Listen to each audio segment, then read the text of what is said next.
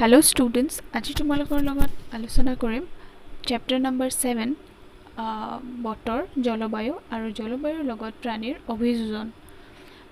অনুশীলনীৰ প্ৰশ্ন উত্তৰখিনি থাকিব। 1 নম্বৰ, ঠাই এখনৰ বতৰ নিয়ন্ত্ৰণ কৰা কাৰকসমূহৰ নাম লিখা। উত্তৰ, বতৰ নিয়ন্ত্ৰণ কৰা কাৰকসমূহ হ'ব উষ্ণতা, আৰ্দ্ৰতা, বতাহ, বৰষুণৰ পৰিমাণ। 2 নম্বৰ, দিনটোৰ ভিতৰত কেতিয়া উচ্চতম আৰু নিম্নতম উষ্ণতা আশা কৰা যায়। দিনটোৰ ভিতৰত উচ্চতম উষ্ণতা সাধাৰণতে পিছবেলা আৰু নিম্নতম উষ্ণতা পুৱাৰ ভাগত হয়। 3 নম্বৰ, খালী ঠাই পূৰ কৰা। ক নম্বৰ, সুদীৰ্ঘ সময় ধৰি লোৱা বতৰক গড়ক ডেছ বোলে। উত্তৰ হ'ব জলবায়ু। এখন ঠাই য'ত বৰষুণৰ পৰিমাণ কম আৰু উষ্ণতা গোটেই বছৰ ধৰি বেছি, সেই ঠাইৰ জলবায়ু ডেছ আৰু ডেছ। উত্তৰ, গৰম আৰু শুকান। গ নম্বৰ, জলবায়ুৰ চৰম অৱস্থাত থকা পৃথিৱীৰ দুটা অঞ্চল হ'ল ডেছ আৰু ডেছ। উত্তৰ হ'ব মেৰু অঞ্চল আৰু বিষুৱীয় বৰ্ষাৰণ্য অঞ্চল বা গ্ৰীষ্মমণ্ডলীয় অঞ্চল। 4 নম্বৰ, তলৰ অঞ্চলবোৰ জলবায়ুৰ প্ৰকাৰৰ আভাস দিয়া। ক নম্বৰ, জম্মু আৰু কাশ্মীৰ। উত্তৰ হ'ব জম্মু আৰু কাশ্মীৰ মধ্যমীয়া গৰম আৰু সেমেকা জলবায়ু। খ নম্বৰ, কেৰালা।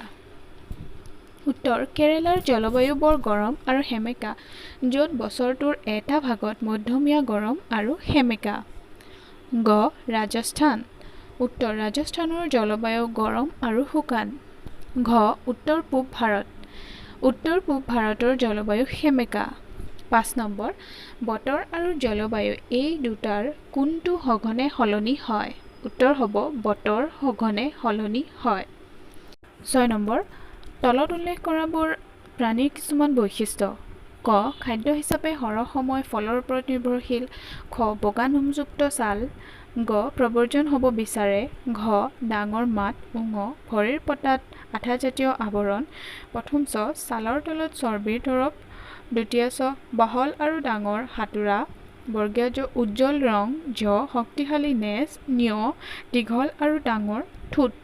প্ৰত্যেকটো বৈশিষ্ট্যৰ বাবে সিহঁতৰ অভিযোজন গ্ৰীষ্মমণ্ডলীয় বৰ্ষাৰণ্য অঞ্চলৰ বাবে নে মেৰু অঞ্চলৰ বাবে তাক নিৰ্ণয় কৰা। তোমালোকে এই বৈশিষ্ট্যবোৰৰ কিছুমান দুয়োটা অঞ্চলৰ বাবে অভিযোজন হ'ব পাৰে বুলি ভাবানে? উত্তৰ, বৈশিষ্ট্য অভিযোজন। 1 নম্বৰ, খাদ্য হিচাপে সৰহ সময় ফলৰ ওপৰত নিৰ্ভৰশীল। গ্ৰীষ্মমণ্ডলীয় বৰ্ষাৰণ্য অঞ্চল। 2 নম্বৰ, বগা নোমযুক্ত ছাল মেৰু অঞ্চলৰ বাবে। 3 নম্বৰ, প্ৰব্ৰজন হ'ব বিচাৰে মেৰু অঞ্চলৰ বাবে। ডাঙৰ মাত বিষুৱীয় বৰ্ষাৰণ্য অঞ্চল। 5 নম্বৰ, ভৰিৰ পতাত আঠাজাতীয় আৱৰণ বিষুৱীয় বৰ্ষাৰণ্য অঞ্চল। 6 নম্বৰ, ছালৰ তলত চৰ্বিৰ তৰপ মেৰু অঞ্চল। 7 নম্বৰ, বহল আৰু ডাঙৰ হাতোৰা মেৰু অঞ্চল। 8 নম্বৰ, উজ্জ্বল ৰং বিষুৱীয় বৰ্ষাৰণ্য অঞ্চল। 9 নম্বৰ, শক্তিশালী নেজ বিষুৱীয় বৰ্ষাৰণ্য অঞ্চল। 10 নম্বৰ, দীঘল আৰু ডাঙৰ ঠোঁট বিষুৱীয় বৰ্ষাৰণ্য অঞ্চল। কিছুমান পৰিভ্ৰমী চৰাই দুয়োটা অঞ্চল মেৰু অঞ্চল আৰু বিষুৱীয় বৰ্ষাৰণ্য অঞ্চলত অভিযোজন কৰিব পাৰে। জলবায়ুৰ পৰিৱৰ্তন হ'লে অভিযোজন কৰে।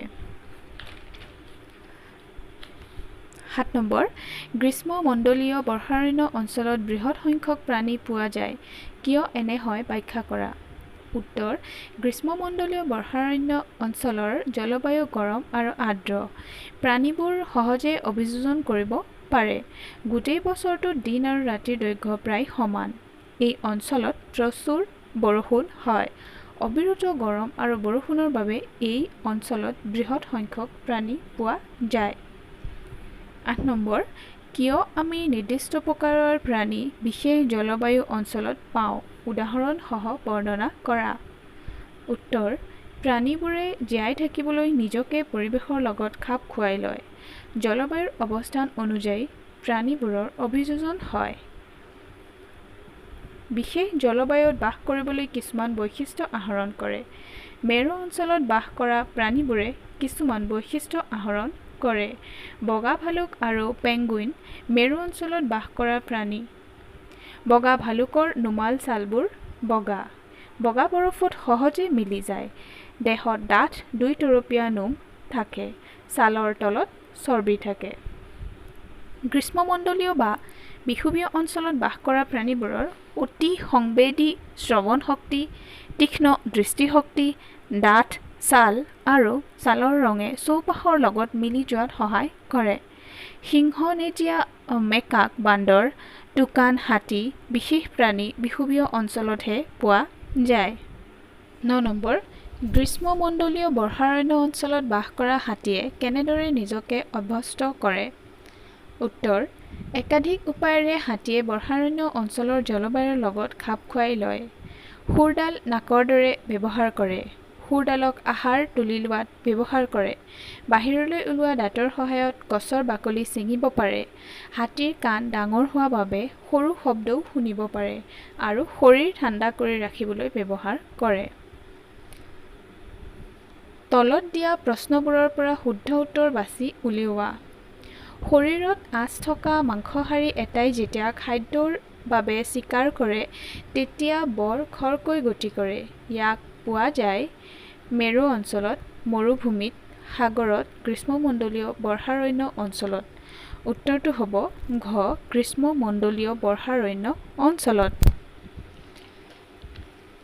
11 নম্বৰ, বগা ভালুকে অত্যন্ত ঠাণ্ডা জলবায়ুত বাস কৰিবৰ বাবে কি বৈশিষ্ট্যৰ অভ্যস্ত হয়? ক বগা নোমাল ছাল, ছালৰ তলৰ চৰ্বি, তীক্ষ্ণ ঘ্ৰাণ শক্তি। খ পাতল ছাল, ডাঙৰ চকু, বগা নোমাল ছাল। গ এডাল দীঘল নেজ, তীক্ষ্ণ আঁকোৰা নখ, বগা ডাঙৰ হাতোৰা। ঘ বগা শৰীৰ, সাঁতুৰিবলৈ হাতোৰা, উশাহ নিশাহৰ বাবে ফুল। উত্তৰটো হ'ব ক বগা নোমাল ছাল, ছালৰ তলৰ চৰ্বি, তীক্ষ্ণ ঘ্ৰাণ শক্তি। 12 নম্বৰ, গ্ৰীষ্মমণ্ডলীয় অঞ্চলৰ বৰ্ণনা দিবৰ বাবে আটাইতকৈ কোনটো ভাল? ক গৰম আৰু আৰ্দ্ৰ, মধ্যমীয়া উষ্ণতা, প্ৰচুৰ বৃষ্টিপাত।